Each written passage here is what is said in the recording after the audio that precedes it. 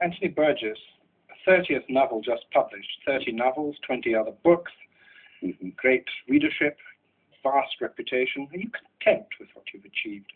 Well, I would contest this business about the great readership or the great reputation. I've always regarded myself as somebody who does the job for a living, primarily, but I'm not content. I don't think any writer is content with what he's done. I think the whole business of writing is so difficult that one hopes that one can someday write a good book. I say that with total sincerity. I think we're so aware of the faults in every book we write, the faults which spring from ourselves rather than from defective technique, that one hopes someday to present a better self in the book one produces. In England, of course, one is always told that, one writes too much, but I think we're sort of subject to the influence of people like Ian Forster, Virginia Woolf, T.S. Eliot, who wrote so little. Are there faults in the last book? Oh, yes, but I won't point them out. I'll leave that to the critics. One breathes a kind of sigh of relief when the critics have not noticed a sticky patch, and indeed sometimes praise the sticky patches, eminently well done. No, I'm well aware of the faults in the novel, but this is true of every book I write. Do you care about the critics? Unfortunately, I do. One never gets over that. I think even Somerset Maugham at the age of 91 could be hurt, and I'm especially hurt by a particular review, which I won't specify, in a particular paper which I write, which seems to me to be a personal attack rather than an assessment of the book itself. That does hurt a great deal. Do you hesitate to pick them up, or do you turn to it straight away? No, I think I'll leave that to my wife. I think wives have certain functions. That's one of them. Put the reviews first and say, she's my wife, who's Italian. It has to be Antonio. Don't read that. But then you do read it. Well, it led to it eventually, probably a year later or something like that. But when the book is fire hot, fire new, when the reviews come out, one is somewhat hesitant about it. Yes, I've read a lot of reviews, produced in the past, say, 20 years. I'm not hurt any longer, but I sometimes feel that there's more personal enmity in reviews in this country than people really know. You write under the name of Anthony Burgess, yes, but it's not your only name, or even in a sense your real name. No. In your autobiography, we meet a young fellow called Jackie Wilson, yes, who is uncertain of his future. Mm-hmm. Is he still around? He's still around. The full name is John Anthony Burgess Wilson, and there's a very simple reason for adopting the middle names for writing it. I was in the Colonial Civil Service in Malaya, and now Malaysia, I believe. And in general, one was not supposed to produce anything light-hearted, such as fiction, under one's own name. One was in a serious job. You could produce a monograph on local dialects or something like that, but you couldn't produce a novel. So I chose the two middle segments of the name and more or less stuck with them. I answer to any name you like, sometimes Jack, sometimes John, but more often than not, my wife calls me Antonio. That's my name. But if Jack Wilson is still inside you, as he must be, I mean, it's he who's taking this. I'm not absolutely sure I'm this great. Yes, I think it's not in there. I quite accept that. We always have a problem of identity. The Jack Wilson comes back occasionally. I was in Manchester last year, and I was signing a few books in a bookshop, and an ancient man came along and said, "I'm your nephew." And another man, equally ancient, said, "I married your niece." And various people I did not recognize, who were very ancient indeed, called me Jack. But the real Jack callers are nearly all dead, alas. You have happy memories of Manchester in your childhood? I suppose it is my town. One never really gets over this kind of local patriotism. We had I think everybody has a rough time. Had a rough time, certainly in the 1930s. A pretty bad time for everybody. I think what really was the problem in Manchester was this divisiveness. I think being a member of a Catholic family, living in a Protestant city, the first thing I ever learnt about was this divisiveness and indeed this bigotry, which of course still goes on. Two ways? I think it went one way because the Protestant majority was pretty vociferous, and the Catholics were rather subdued. I remember what goes on in Northern Ireland now was going on in Manchester in my youth. The Catholics called us, the Protestants called us Catholics, and we call them proddy dogs.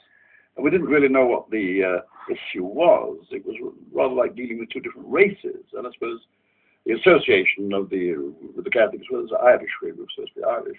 That may be a good thing for a writer to have in his childhood, that sense of division, and make you look more critically at the world. I agree with you. I think it shows you what the human predicament is. We had a long time getting towards this notion of universality, that we're all human beings. Indeed, we're worse off than ever we were, but we won't go into the Rushdie business at the moment. Tell me about your childhood. Did you ever know your mother?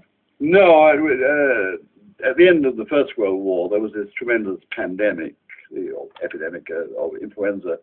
I think it was the sheer vindictiveness of whatever god there be or was in imposing this ghastly epidemic on a world that had already suffered enough from the war that lately made me feel that religion was rather dangerous. I'd rather not believe in God. The fact was that my mother and sister died within days of each other, which was a fairly common occurrence then. My father, I think, rather resented me because I was still alive, somebody he didn't know, whereas these two he did know and love had died. And this, of course, applies to quite a number of people. Who brought you up? I was brought up by an aunt, Protestant aunt, strangely enough, who had two daughters of her, and who was a bad cook and not very sympathetic. And eventually my father married an Irish woman who kept a pub. So I was brought up in a pub. Noisy pub? A very noisy pub, one of these old pubs which no longer exist.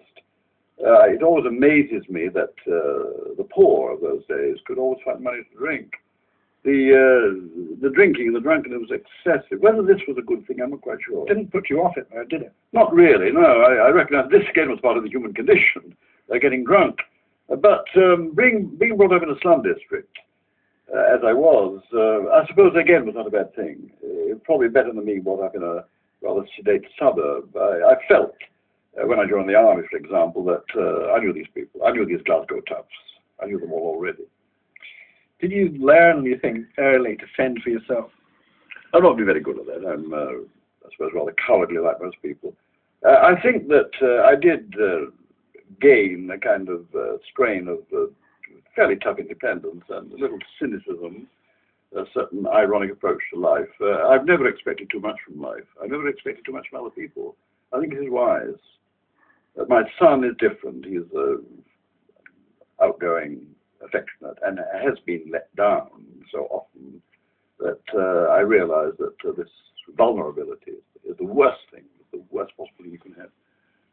But you were protected from that. Can you still smell the smells and hear the sounds and songs and ribaldry of that Manchester childhood? Indeed I can. I'm sorry, in many ways it's gone. You see, my mother, whom I never knew, had been a dancer and singer in the music hall. My father was a pianist in the music hall and eventually a cinema pianist.